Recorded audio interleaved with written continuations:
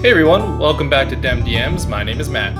I'm Panda Ghost. And I'm Fox Ghost. And today we're going to be offering some advice for DMs who have new players. So if everybody's ready, let's slide on in.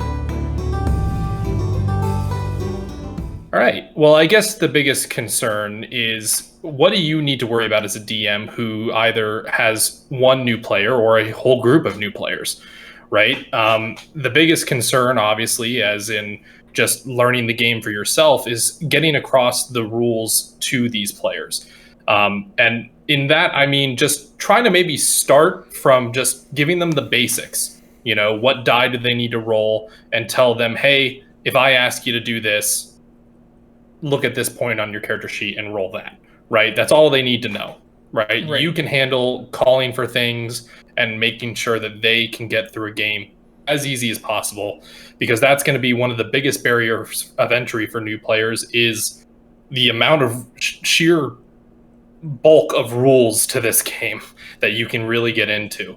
And you want to try to make it as easy for them as possible so that way they can come back and play again sometime if that's what they want to do.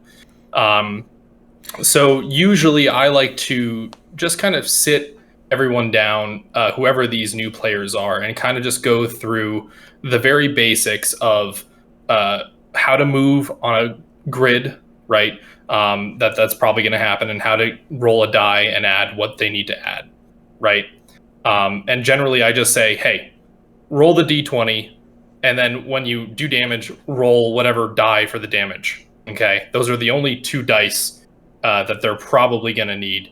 Because generally, for me, I like to get my new players starting with easier rolls, so it probably is going to stay away from spell casting if possible.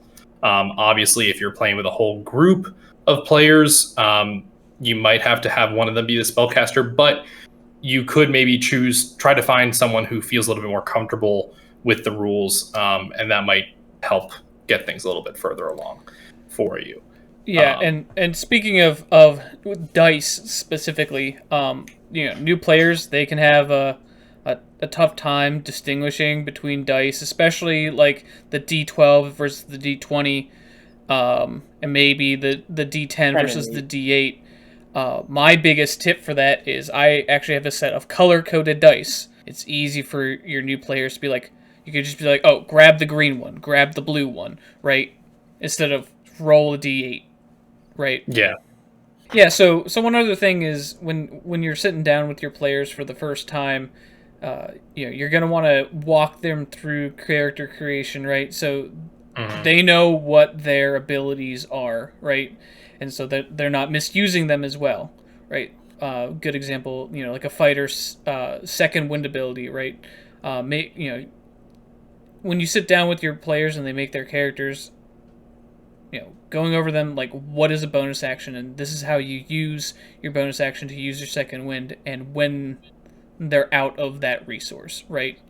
Sure. I mean, another option with that, if you kind of don't really have the time to sit down with everybody and create these characters, is make them up yourself and just hand them to them, and then walk through what each of those do. Because I feel like character creation is a part of the game where you're going to lose a lot of new players. There's a lot of things they have to think about, and I feel like, go ahead. Is it the Essentials kit, or is it the starter set that has starter set? The starter set, has pre-made character sheets in it, which is really nice. Which I think one of the biggest things, speaking of characters, is getting your players familiar with the character sheet. Because I mean, everything they can do, everything that is about their character is on their character sheet. They should getting them familiar with where all their stats are, where all their skills are, their attacks and stuff. Getting them familiar with knowing where everything is on that is pretty important in my opinion. Yeah, and I mean, two things with that. I mean, one, there are resources out there that actually you can find character sheets that have kind of like almost more simplistic look and kind of make the most important things big and bold, so it is kind of easier for new players to find stuff. as well as, consider, I mean, if you have the opportunity, I always recommend trying to have at least one other player in the group that's not new, that has a little bit of kind of familiarity with the rules. So if you're helping someone over here, they can help someone over there, right? Yep. And that might kind of help issues with the rules and kind of learning the game. Using tools like D&D Beyond can also help, players with learning their character sheet as well. Sure. Because they don't have to do all the math, and they don't have to make sure they've done, filled out this stat for this thing and this stat for this thing, and it's all already pre-calculated. They don't have to do any of the math and rework it every time they level up and whatnot.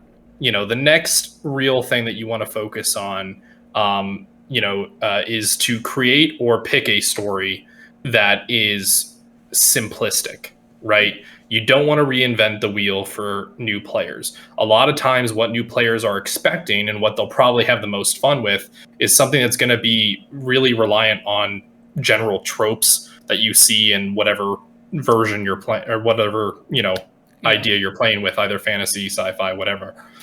So don't stress. Try to keep it simple. Try to keep the story, as straightforward and not as open as sometimes larger campaigns can be.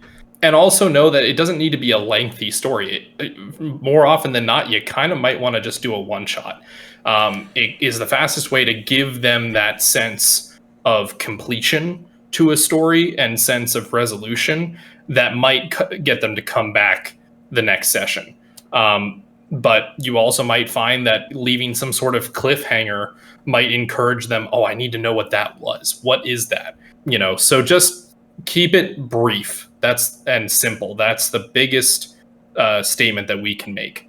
Panda, you ran a game for a couple of new players that was pretty straightforward, right? It was, bandits on the side of the road attack something, we go find the bandits, right? Right. The one-shot game, correct? Yeah. Yeah. Very easy. Go find the bandits, right? Yeah. I mean, essentially, it is a MacGuffin hunt, right? Because they kidnap someone, but the person being kidnapped is the MacGuffin, right? It's not like, oh, go find this artifact. But again, a MacGuffin does not have to be a thing. It can be a person as well, which can lead to some interesting encounters with that, right? Yeah, and you were able to throw a twist in there to kind of throw off the scent of the players a little bit, but it wasn't so jarring that it was kind of taking the players out and they sat around for 2 hours trying to figure out what just happened, right? It was easy enough and digestible enough for a player to kind of sit down and do what their role was intended to do, right? A lot of your new players are not going to come in and be like role-playing experts, right? They're probably not going to even feel comfortable role-playing at all. So you kind of just want to focus on elements of the game that can kind of be a little bit more mechanical, because the role-playing side of it will come. Maybe have a couple of little instances where you're talking to different characters, but don't go overboard with it, right? Keep it a little bit more on the mechanical side of things and showing them the rules of the game and what can be done with that, right? For Fox Ghost's first game, which I was DMing him for, it was a little bit, it actually was Scourge of the Howling Horde, funny enough. Yeah, it was, yeah. But there was still moments where he got to decide what his character did, and I think what was the first question I asked you? Could you climb a tree? Exactly. Yeah. Like, hey, can I climb that tree? Yeah. It's great. It's perfect. These things, I'm not going to be like, oh, you can do everything and that's going to cover all instances. It really is up to the player to kind of make that, and you as the DM to kind of be a little bit more giving with those scenarios. If a player shows interest, especially a new player, in doing something in your world, maybe make the DC a little bit easier, or just kind of let it happen, right? You want to give that experience to them and not make them feel like, oh yeah, well now you need to roll 3 rolls to make sure you can climb a tree. You also kind of need to temper your players' expectations about what their characters can do. Like I've noticed a lot of times with people that haven't played D&D but have an interest in D&D, they have these lofty, grandiose ideas of how they want their characters to be, and it's just like, I'm like, technically yes, you could do that, but Yeah, you're probably never gonna get there. So well, like, I don't want to like totally squash and tamp down, players' expectations for their characters, but this is a game with rules in it, and like, as well as I feel like a lot of new players are expecting to be quote unquote the hero of the story, right? right, And not necessarily a group of heroes of the story, right? So you kind of need to inform them like this is a cooperative game. So, think about what your role as that character is. If you're the fighter, you're protective, you're hitting things, you're standing up in the front and being maybe a little bit more aggressive when that is expected of you. But in maybe more social interactions, you can maybe try to take a back seat and let another player get a shot to shine that game because that might make their night. You know, so kind of just let that information sink in. And to be honest with you, a good way to kind of get this across to your players is to have a session zero. We just actually did an episode about session zero, so be sure to look up in the corner there. It should be up there for you guys to go find that video somewhere. Yeah, I think it's that way. That way. Okay. I went the wrong way again. Anyway, put down in the comments section thoughts that you have about what we've said and what you would do for playing, DMing as a group of new players, and let us know if there's anything that you guys would recommend for other DMs to kind of make this process a little bit easier and try and get more people into this fantastic hobby. All right, well, I guess until next time, as always, join us next time we slide into DemDMs. All right, guys, have a good one. Bye.